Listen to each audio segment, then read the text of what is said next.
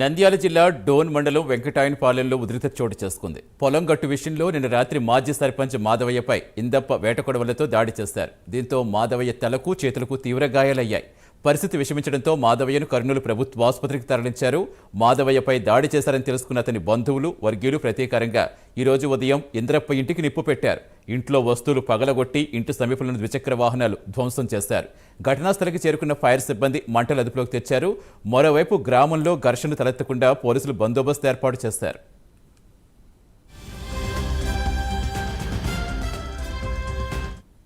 పూర్తి సమాచారం ఇచ్చేందుకు మా కరెస్పాండెంట్ హేమంత్ జానుతున్నారు. హేమంత్, ప్రస్తుతం గాయపడ్డ వారి పరిస్థితి ఏంటి? అసలు ఎలా ఉంది? ఊర్లో పరిస్థితి ఎలా ఉంది? మరి ఇంత కక్షలేంటి? నంద్యాల జిల్లా డోన్ మండలంలో వెంకటనాయనిపల్లె గ్రామంలో పొలంగట్టు విషయంలో ఘర్షణ జరిగింది. ఈ ఘర్షణ నేపథ్యంలో ఎవరైతే ఉన్నారో మాజీ ఉప సర్పంచ్ మాధవయ్యకు తీవ్ర గాయాలయ్యాయి.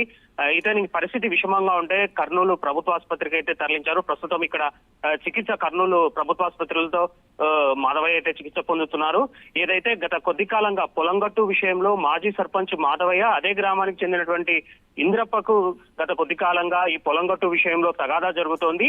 ఈ విషయంలో పట్టణ పోలీస్ స్టేషన్ లో ఎవరైతే బాధితున్నాడో మాజీ ఉప సర్పంచ్ మాధవయ్య ఫిర్యాదు చేయడంతో పోలీసులు ఇటు మాధవయ్యను అలాగే ఇంద్రప్పను పోలీసులు అయితే స్టేషన్ కు పిలిపించి విచారించారు.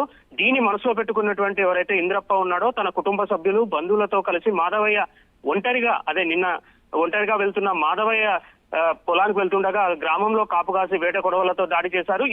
ఈ ఘటనలో అంటే ఈ దాడిలో ఎవరైతే మాధవయ్య తీవ్ర గాయాలు కావడం, అతన్ని డోన్ ప్రభుత్వ ఆసుపత్రికి తరలించడం, అనంతరం కొంత పరిస్థితి విషమంగా ఉంటే కర్నూలు ప్రభుత్వ ఆసుపత్రికి అయితే తరలించారు.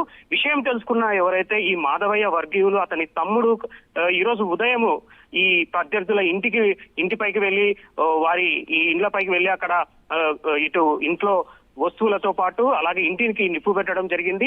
మొత్తం మీద ఎవరైతే ఈ మాధవయ్య తమ్ముడు రామాంజనేయులు అలాగే కొంతమంది వారి బంధువులు అందరూ కలిసి ఈ ఇంద్రప్ప ఇంటిపైకి అలాగే వారి చుట్టుపక్కల ఎవరైతే వాళ్ళ వర్గీయులు ఉన్నారో ముగ్గురు ఇళ్లలో సామాగ్రి, టీవీలు మొత్తం ధ్వంసం చేయడం జరిగింది. 2 బైకులకు కూడా నిప్పు పెట్టి అక్కడి నుంచి పరారు కావడం జరిగింది.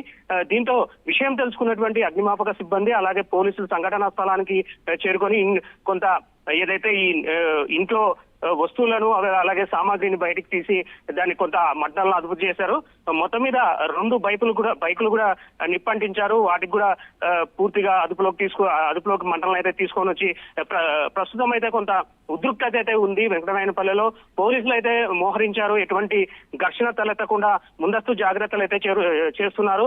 మొత్తం మీద గ్రామంలో అన్ఎక్స్పెక్టెడ్ గా జరిగినటువంటి ఈ సంఘటన గ్రామం కొంత ఉద్రిక్తత చోటు చేసుకుంది. గ్రామస్తులు కూడా ఉలిక్కి పడిన సందర్భం అయితే కనపడుతోంది. Satish. Right, thank you Hemant.